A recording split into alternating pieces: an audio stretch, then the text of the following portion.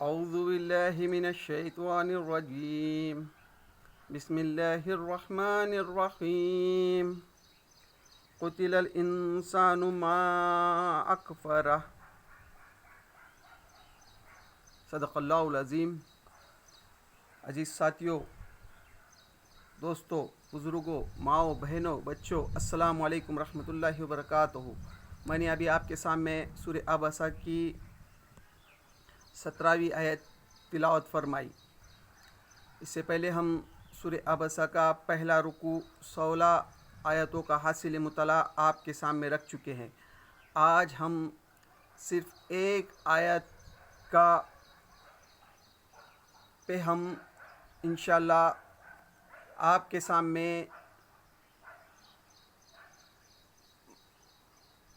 حاصل مطالعہ، یعنی اللہ تعالیٰ جو ہے، یہ قرآن مجید جو ہے ایک سمندر ہے۔ اس کی ایک ایک آیات پہ اگر غور کریں گے ہم کو تو ہمارا دماغ کام نہیں کرے گا کہ اللہ تعالیٰ نے اس میں کیسی دنیا کو سمیٹا ہے۔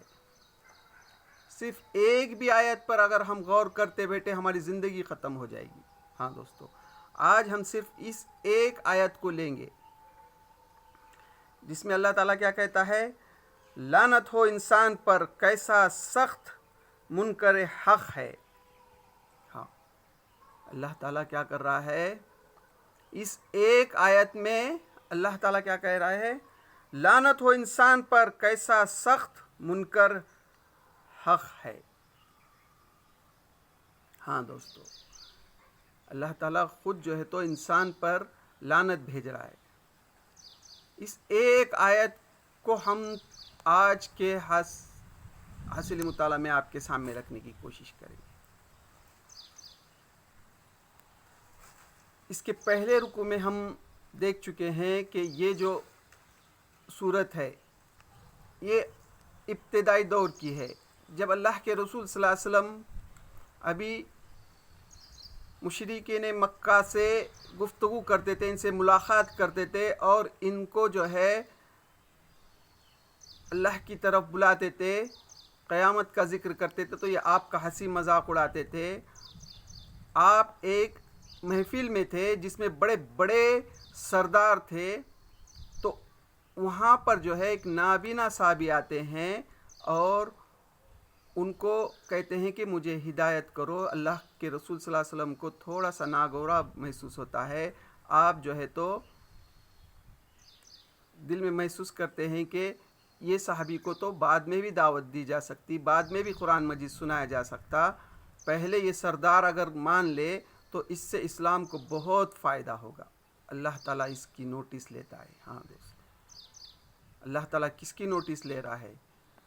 ہمارے پیارے نبی آقا، ہاں، جو اللہ تعالیٰ کو انسانوں میں سب سے محبوب شخصیت، ہاں، محمد صلی اللہ علیہ وسلم، حضرت محمد مصطفیٰ صلی اللہ علیہ وسلم، اور دنیا کا بڑے سے بڑا نیک انسان ہو یا بڑے سے بڑا متقی پرہیزگار ہو، اگر اس کو سمجھو اس کی غلطی کا احساس ہو جائے تو کیا کرتا ہے؟ وہ صرف یہ کرے گا کہ اپنی غلطی کو سدھار لے گا۔ لیکن قربان جائے میرے نبی پر، اللہ نے جب یہ وحی نازل کی تو قیامت تک آنے والے انسانوں کے سامنے قرآن مجید میں اس آیاتوں کو درج کیا گیا۔ ہاں دوستو، یہ ہے وہ صورت۔ ہاں دوستو، تو اسی کی ایک آیت ہے۔ اللہ تعالیٰ یہاں کیا کہہ رہا ہے؟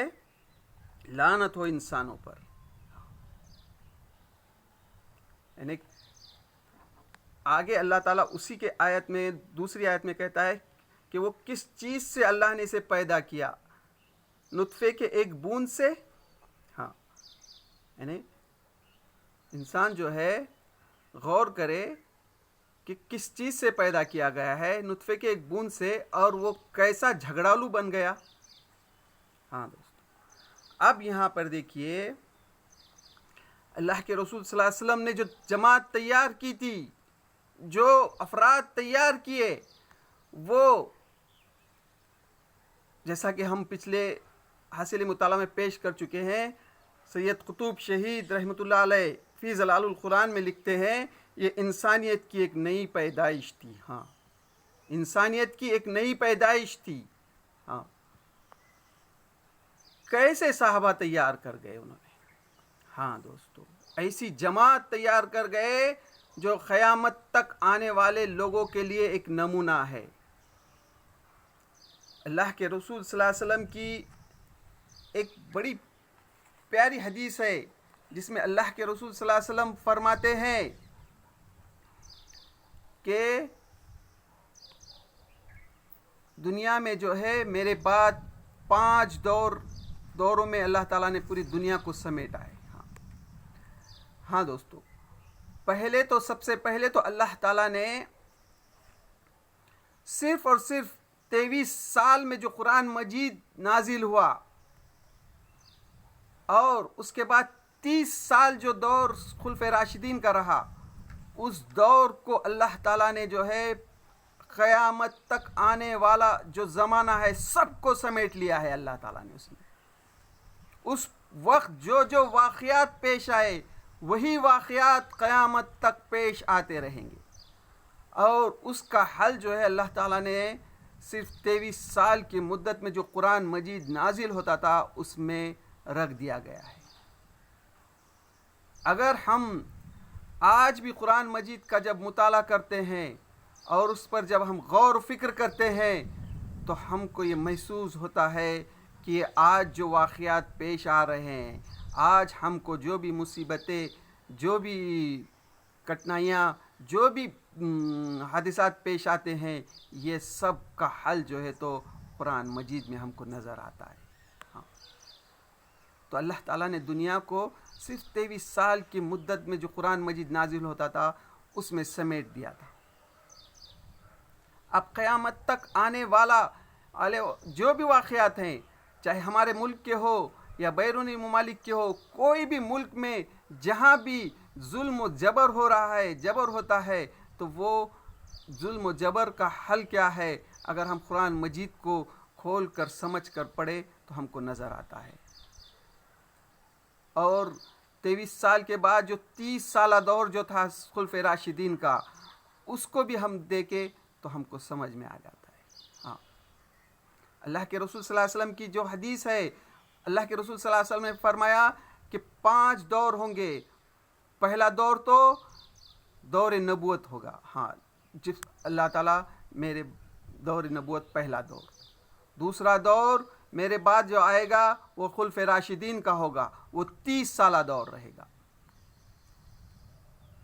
یعنی وہ دور بھی میرے ہی طرز پر چلے گا. یعنی اللہ کے رسول صلی اللہ علیہ وسلم نے جو مدینہ میں نظام قائم کیا تھا اسی کے مطابق 30 سالہ دور رہا خلفائے راشدین کا. پھر اس کے بعد تیسرا دور ملکیت قائم ہو جائے گی، یعنی کاٹ کھانے والی ملکیت کا اللہ کے رسول صلی اللہ علیہ وسلم نے تیسرا دور کو کیا کہا؟ کاٹ کھانے والی ملکیت. ہاں دوستو، اس دور میں جو ہے یہ آج جو ہے نا کربلا کا بھی واقعہ پیش آیا. ہاں دوستو، ابھی جو آج 14 محرم ہے، 10 محرم کو جو حضرت حسین رضی اللہ تعالیٰ عنہ کو جو شہید کیا گیا، وہ کربلا کا واقعہ بھی کاٹ کھانے والی ملکیت میں پیش آیا. پھر اللہ کے رسول صلی اللہ علیہ وسلم نے فرمایا ملکن جبرین. ہاں، پھر وہ بھی دور ختم ہو جائے گا، پھر جبرین ملکیت آئے گی. ہاں، یعنی غلام بنایا جائے گا مسلمانوں کو. ہاں، پھر اس کے بعد جو ہے 5واں دور، پھر خلافت قائم ہو جائے گی. ہاں دوستو، تو ابھی جو دور ہے سمجھو، یہ اب بھی جو چالو دور ہے یہ چوتھا دور ہے جس میں مسلمانوں کو غلام بنایا جائے. ہاں دوستو، یہ کاٹ کھانے والی ملکیت جو ہے یہ ختم ہونے کے بعد جو ہے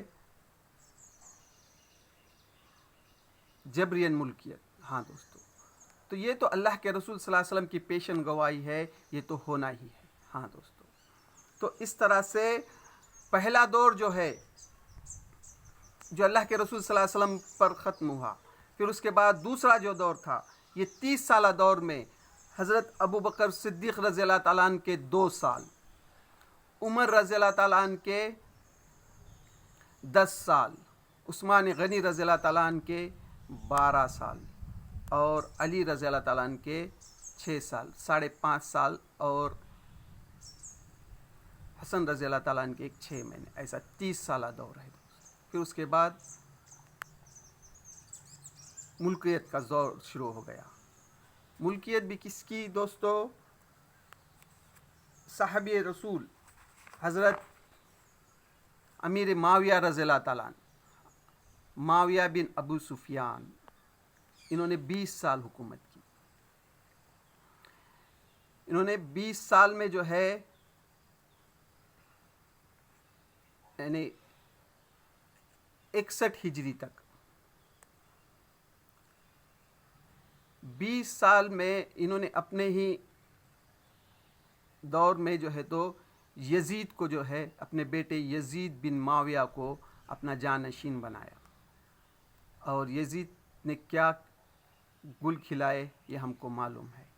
یہ جو کربلا کا واقعہ پیش آیا، جو نواسہ رسول حضرت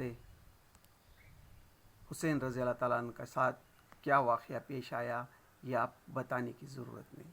ہاں دوستو، اچھا ہم صرف کربلا کے واقعے کو ہی جانتے ہیں، لیکن اس کے بعد یہ بات جب مدینہ میں پہنچی، یہ کوفہ میں ہوا. یعنی کوفہ یعنی عراق، آج کا ایران، عراق جو شام میں تھا اس وقت.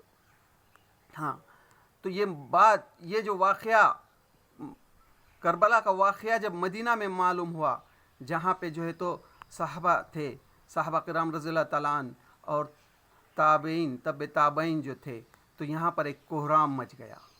تو یہاں پر جب بغاوت ہو گئی تو یزید نے جو ہے 61 ہجری میں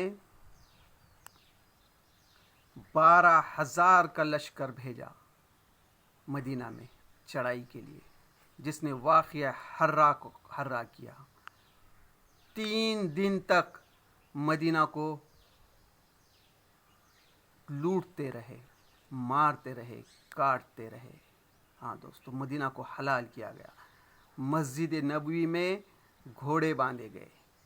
ہاں دوستو، 700 صحابہ رضی اللہ تعالیٰ عنہ کو شہید کیا گیا. ہاں دوستو، اور کئی ہزار تابعین، تابعین کو شہید کیا گیا. یہ واقعہ حرا کوئی بتانے جیسی چیز واقعہ نہیں ہے دوستو. دل کانپ جاتا ہے، آنکھ نم ہو جاتی ہے، زبان لڑکھڑا جاتی ہے. یہ واقعہ حرا ایسا واقعہ ہے جو انصار صحابی تھے، ان کی بچیاں جن کی شادی بھی نہیں ہو گئی تھی، ریپ کیے گئے ان پہ. تقریباً 1000 بہنیں ہماری بغیر شادی کے حاملہ ہو گئی. ہاں دوستو، تو ہم اس آیت کے پس منظر میں آپ کے سامنے رکھنے کی کوشش کر رہے ہیں. اللہ تعالیٰ کہتا ہے لعنت ہو انسان پر، کیسا سخت منکر حق ہے. یہ کس چیز سے اللہ نے اسے پیدا کیا؟ نطفے کے ایک بوند سے. اللہ تعالیٰ جو ہے جب اللہ کے تعلیمات سے انسان ہٹ جاتا ہے تو کیسے ظالم بن جاتا ہے. یہ کرنے والے کون ہیں اور کس کے ساتھ کر رہے ہیں؟ ہاں دوستو، تو دوستو یہ تھا کچھ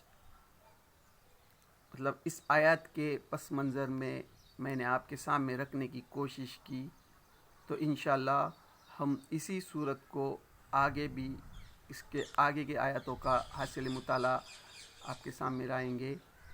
تو ہاں دوستو، اس میں جو بھی اللہ سے دعا ہے، اللہ تعالیٰ ہم جو قرآن مجید کو سمجھنے کی کوشش کر رہے ہیں، اس میں ہم سے جو بھی کوتاہی غلطی ہو رہی ہے، اللہ اس کو معاف کر دے، اور اللہ ہم قرآن مجید کو سمجھنے کی کوشش کر رہے ہیں، اللہ اس سے ہم میں جو بھی اس میں ہمیں غلطی ہے اس کو معاف کر، اور اس کی صحیح سمجھ نصیب عطا فرما، اور اس پر عمل کرنے کی توفیق دے۔ وآخر دعوانا ان الحمد للہ رب العالمین۔